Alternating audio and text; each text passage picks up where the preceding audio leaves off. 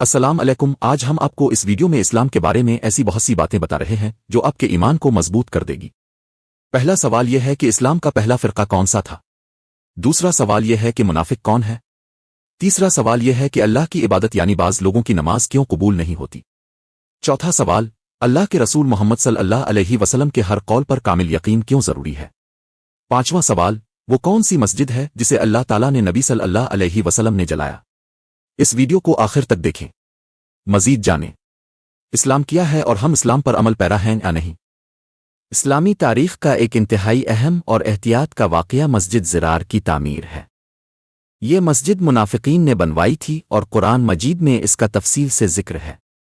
یہ واقعہ مدینہ میں رسول اللہ صلی اللہ علیہ وسلم کے دور میں پیش آیا اور اس کا مقصد اسلامی معاشرے کو نقصان پہنچانا تھا۔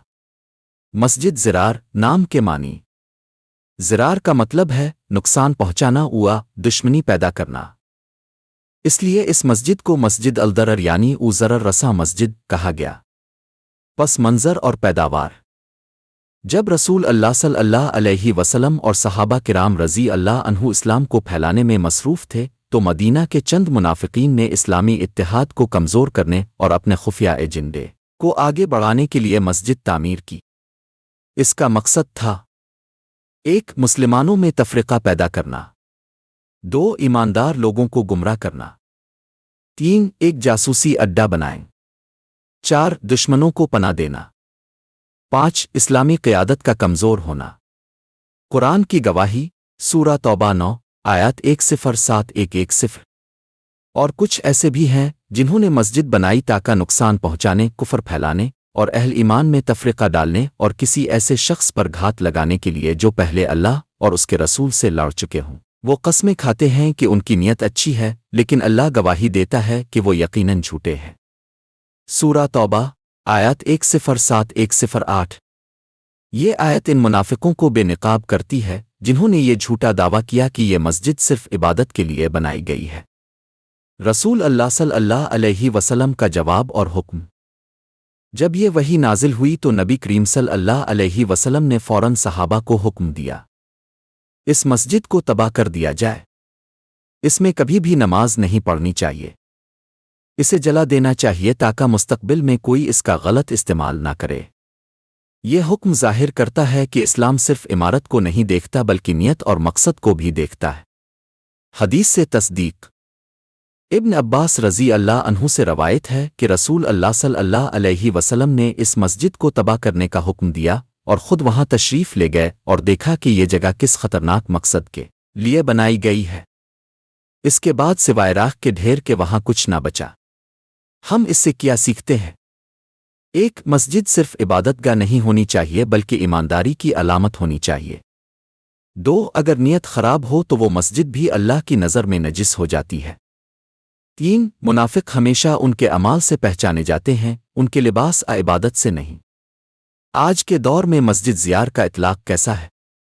آج بھی ایسی بہت سی تنظیمیں، مقامات، گروہ ہیں جو مذہب کا نقاب اوڑھ کر معاشرے میں تفرقہ ڈالنے، الجھانے اور جنون پھیلانے کا کام کرتے ہیں۔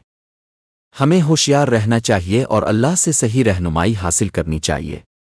منافقین کی بنائی ہوئی مسجد کو کیوں جلایا گیا؟ اس میں نماز نہ پڑھنے کا حکم کیوں دیا گیا؟ اس ویڈیو کو مکمل دیکھیں، آپ کو منافقوں کا پتہ چل جائے گا۔ آخر محمد رسول اللہ صلی اللہ علیہ وسلم پر ایمان نہ ہو یا شک ہو تو نماز بھی کیوں قبول نہیں ہوتی؟ آئیے جانتے ہیں سب باتیں۔ جب اسلام مکہ اور پھر مدینہ منورہ میں پھیل رہا تھا تو بہت سے لوگ دل و جان سے مانتے تھے، لیکن کچھ ایسے بھی تھے جنہوں نے ظاہری طور پر اسلام قبول کیا لیکن اندر سے دشمنی اور حسد کو پالا ہوا تھا۔ یہ لوگ منافق کہلاتے تھے۔ اسلام میں یہ پہلا فرقہ تھا جس نے نہ صرف امت کو تقسیم کرنے کی کوشش کی بلکہ رسول اللہ صلی اللہ علیہ وسلم اور آپ کے صحابہ کی جان کو بھی خطرے میں ڈال دیا۔ منافق کون تھے؟ لفظ منافق کا مطلب ہے جو ظاہری طور پر تو ایمان لاتے ہیں لیکن اپنے دلوں میں ایمان نہیں رکھتے۔ یہ لوگ مسلمانوں کے ساتھ رہتے تھے، مسجد میں نماز پڑھتے تھے، لیکن کفر، حسد اور بغاوت کو اپنے دلوں میں چھپا کر رکھتے تھے۔ انسانوں کے لیے ان کی شناخت کرنا مشکل تھا، لیکن اللہ تعالیٰ نے قرآن مجید میں ان کی خصوصیات کو کئی بار بیان کیا۔ قرآن میں منافقین کا تذکرہ ان کے بارے میں سورت المنافقون ایک پوری سورت نازل ہوئی۔ کچھ اہم درآمدات۔ جب منافق اب کے پاس آتے ہیں تو کہتے ہیں ہم گواہی دیتے ہیں کہ آپ اللہ کے رسول ہیں اور اللہ جانتا ہے کہ آپ اس کے رسول ہیں، لیکن اللہ گواہی دیتا ہے کہ منافق جھوٹے ہیں۔ سورت المنافقون آیت نمبر 1۔ یہ لوگ اللہ اور مومنین کو دھوکا دیتے ہیں لیکن در حقیقت اپنے آپ کو دھوکا دے رہے ہیں۔ سورت البقرہ آیت نمبر 9۔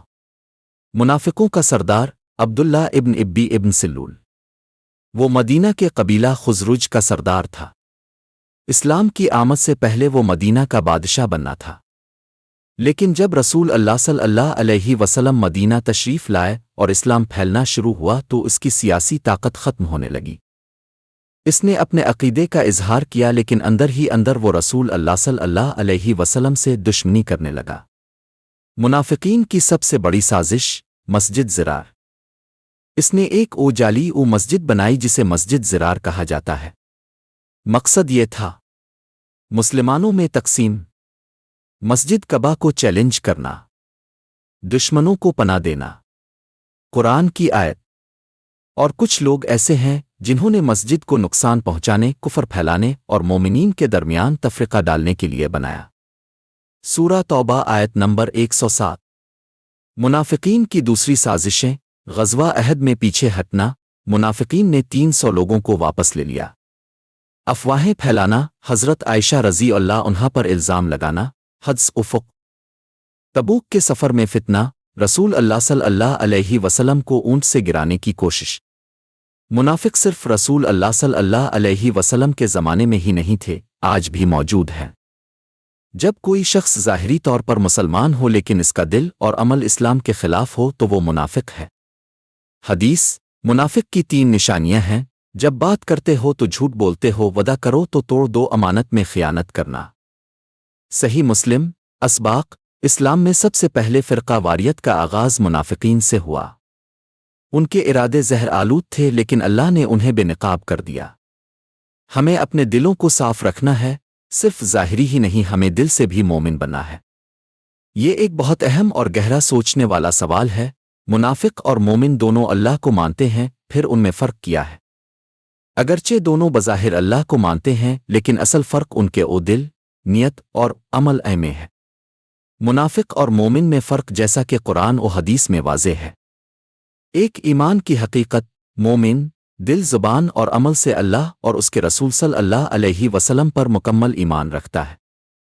اس کا ایمان سچا ہے، اندر سے ٹھنڈا نہیں بلکہ اللہ کی محبت اور خوف سے بھرا ہوا ہے۔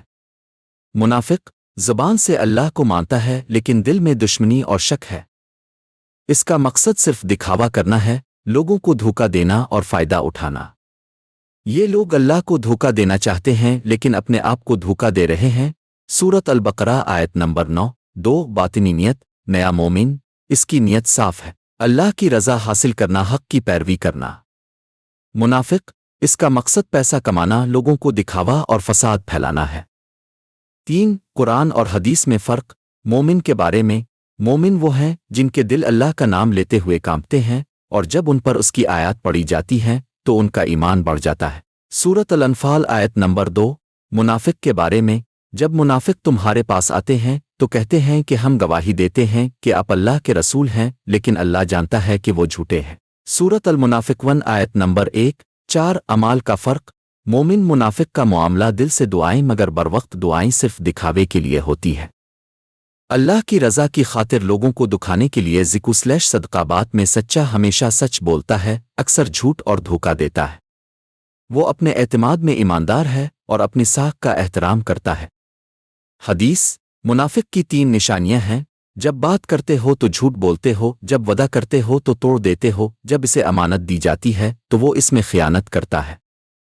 صحیح مسلم۔ نتیجہ، مومن وہ جنت کا حقدار ہے، اللہ اسے اپنا دوست بناتا ہے۔ منافق، یقیناً منافقین جہنم کے سب سے نچلے حصے میں ہوں گے۔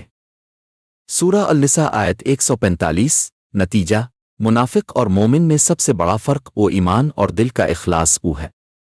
منافق اللہ کو مانتا ہے لیکن دل سے نہیں، اور مومن دل سے اللہ کو مانتا ہے اور اس کی ہر بات پر عمل کرتا ہے۔ اور سب سے اہم بات یہ ہے کہ جو نبی پر شک کرے وہ مومن نہیں ہو سکتا، چاہے وہ کتنی ہی نمازیں پڑھے یا کتنی ہی بار اللہ کا ذکر کرے، وہ اللہ سبحانہ و تعالیٰ کے حکم کا نافرمان ہی رہے گا۔ اللہ تعالیٰ ہمیں اپنے پیارے نبی حضرت محمد مصطفیٰ صلی اللہ علیہ وسلم کی خاطر سچا مومن بنائے اور ہمارے دلوں میں اپنی اور اس کے پیاروں کی محبت پیدا کرے، آمین۔ جو بھائی اور بہنیں یہ ویڈیو دیکھ رہے ہیں، اے پاک خدا ان کے دلوں کو بھی منافقوں کی باتوں سے محفوظ رکھ اور انہیں اپنے پیارے نبی حضرت محمد مصطفیٰ صلی اللہ علیہ وسلم سے سچی اور خالص محبت عطا فرما، آمین سم آمین۔ ہمارے لائٹ آف دین چینل کو سبسکرائب کریں تاکہ آپ کو مذہبی ویڈیوز ملتی رہیں۔